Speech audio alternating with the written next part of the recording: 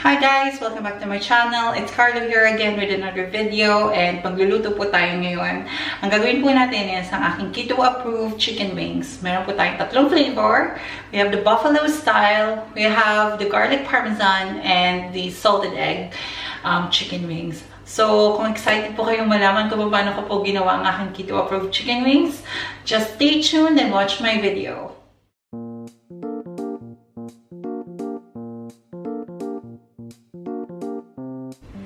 Ang una po natin gagawin ay i-prepare po muna natin ang ating chicken wings.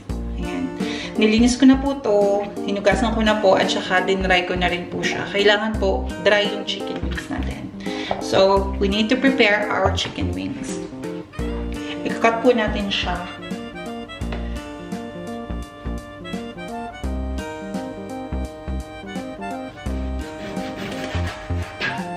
Ganito po. Into two parts.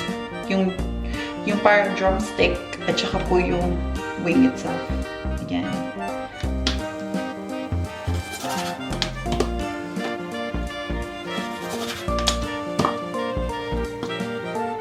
Habang ginagawa po natin to, make sure lang po na na-open na natin yung oven to 200 degrees in a grill setting mode.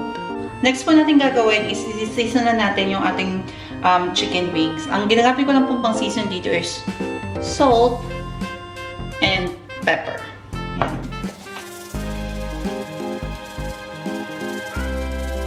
Hindi ko susukat. Kaya bumahala sa kung ano pong prefer niyong taste, kung maalat or hindi. Kasi hindi po kung susukat. Inano ko lang po. Pinatensya ko lang po. Let's toss our chicken.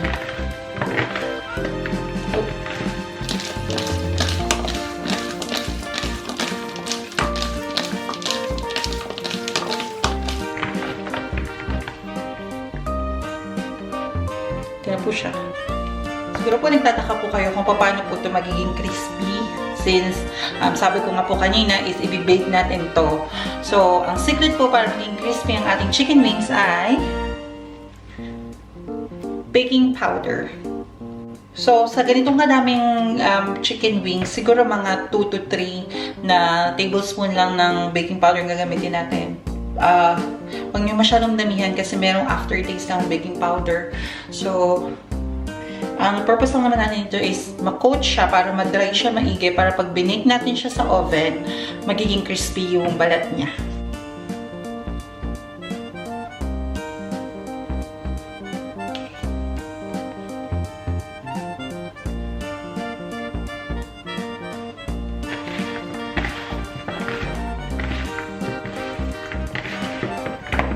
Ito na po siya. Ang ginamit ko lang po is 2 tablespoon ng baking powder.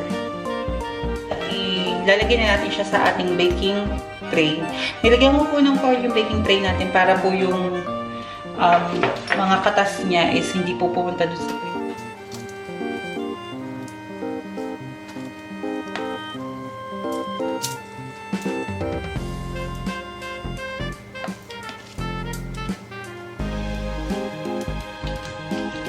Ayan na po siya. So, for this po, yung ganun kadaming chicken wings, mga 2 to 3 batches po tayo ng pag-bake. So, ganyan po dapat yung tray natin is medyo mataas. Para po mga 15 minutes lang po or mga 15 to 20 minutes. Actually, 10 minutes nga lang to. Mabibake na siya. Ayan. So, check natin siya mga after 10 to 15 minutes. So, habang nagbe-bake po tayo ng ating chicken wings, ang next po natin gagawin ay ang ating sauce. So, ang first po natin gagawin is ang ating buffalo wings. So, for our buffalo sauce po, ito po ang mga ingredients na gagamitin natin. Butter, hot sauce. Kahit yung ano pong brand na hot sauce na meron kayo, pwede po yan. Cayenne pepper. And sweetener. Kung hindi naman po kayo nagkikito or hindi naman po kayo nag-follow ng low carb diet, pwede po kayong gumamit ng kahit anong pampatamis. Pero since ako po is nagki-keto diet and this is a keto approved na chicken wings, sweetener po tayo. Tara, start na tayo. Make sure po na naka-low heat lang yung ating fire kasi po gagamit tayo ng butter at mabilis po siyang masunog. So, butter po. Mga 50 grams po ito ng butter. Yan. Habang nag-melt yung butter, ilalagay na natin yung hot sauce. A bit of cayenne pepper.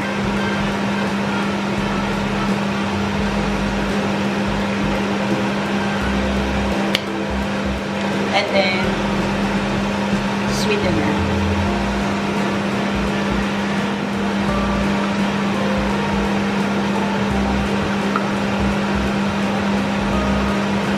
Then, hintayin nyo lang po mag-melt yung butter.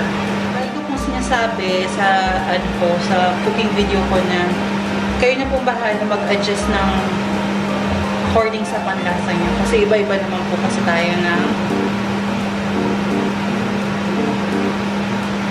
yung saltiness level, ganyan. So, kayo na pong bahala. Basta yun po yung mga ginagamit ko.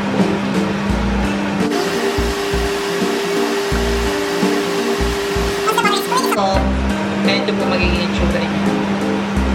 Tubing sauce. For our salted egg chicken wings naman po, ito naman po ang ating mga gagamitin. Butter, garlic, crushed chili, and syempre ang ating salted egg. So, tara, magluto na tayo. So, una po is, prepare muna natin yung bawang.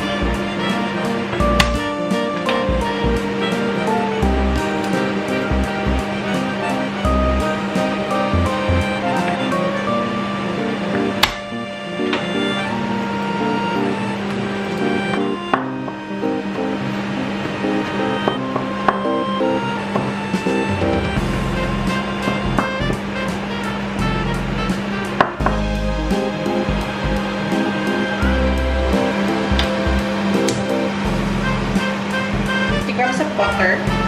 Ayan. Then, lagay na natin yung ating bawang.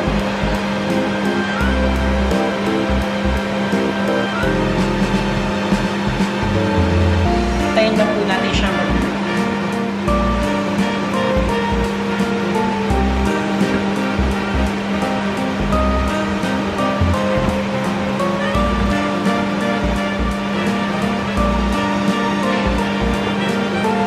Then, ang ating crushed chili. Ayan po siya.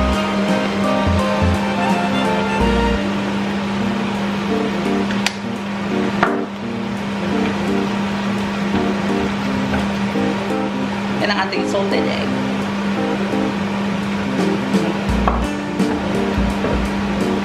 Make sure lang na madudurog natin maigi yung egg yolk.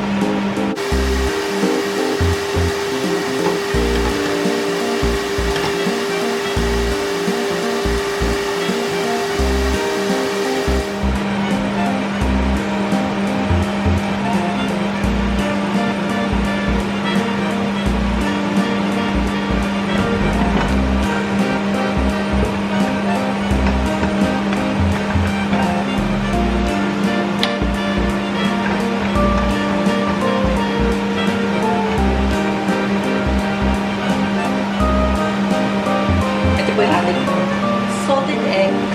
So, yan. Ang ating third flavor ay ang ating garlic parmesan. So, here's the ingredient. Garlic. So, chinap ko na po siya para hindi na tayo mag-consume ng time. Crushed chili, butter, parmesan cheese.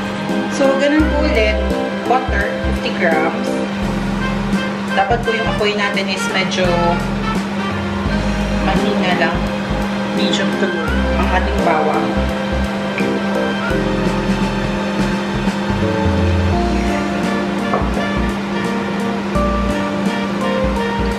Hihintayin lang po natin mag-brown yung bawang natin. Lagay na din po natin yung ating crushed cheese.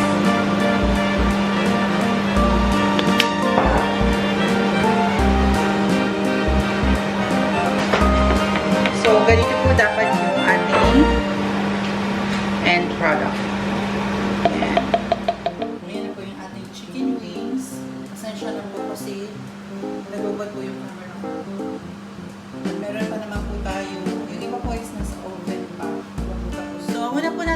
natin is ang ating buffalo style chicken wings.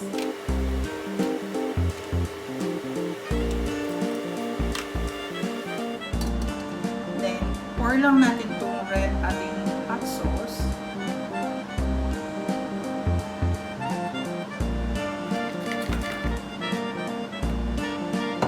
Then, toss lang natin siya.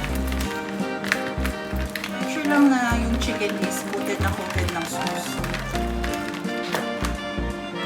Ito po yung ating buffalo style chicken wings. So, ang second natin gagawin is ang ating salted egg chicken wings. So, ito yung chicken wings natin. Ilalagay na lang natin yung salted egg mixture. Toss lang po natin siya.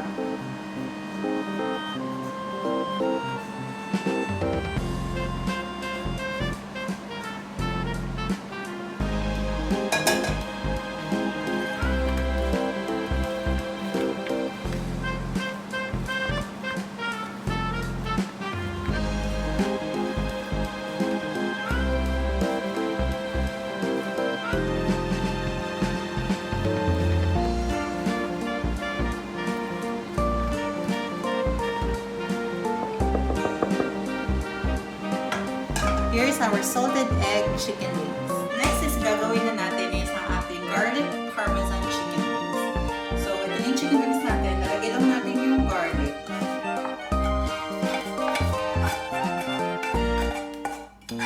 Ako talaga, mahilig ako sa garlic. So, toss lang natin siya. And then, ilalagay natin yung ating parmesan cheese.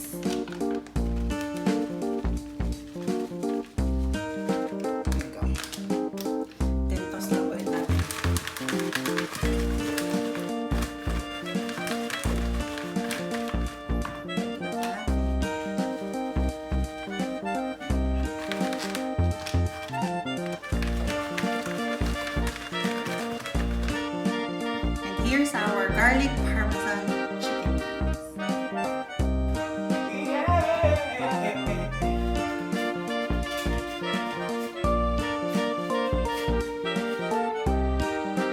So, ayan na po yung ating chicken wings.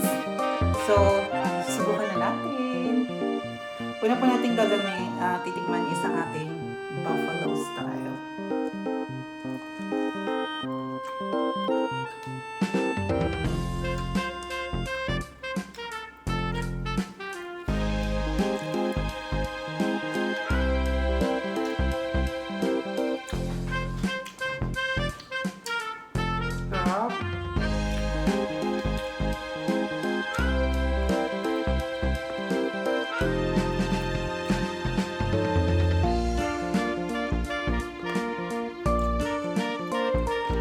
Tama-tama lang ang anghang niya.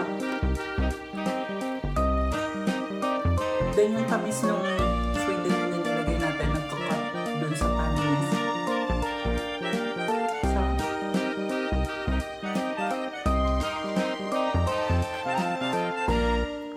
next naman is ang ating garlic parmesan.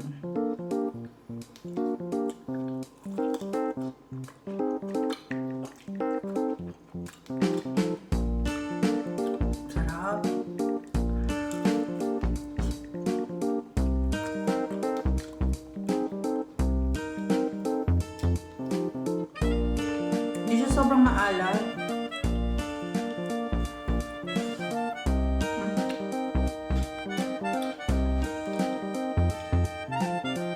Tama-tama lang siya. Sarap. Nito.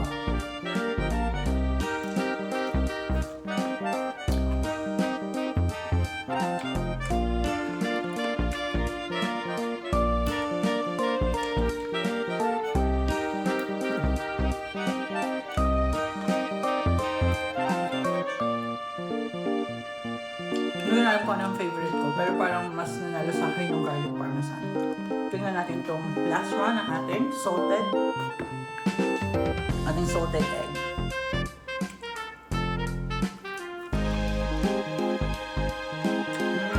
Sarap yan. Ang creamy.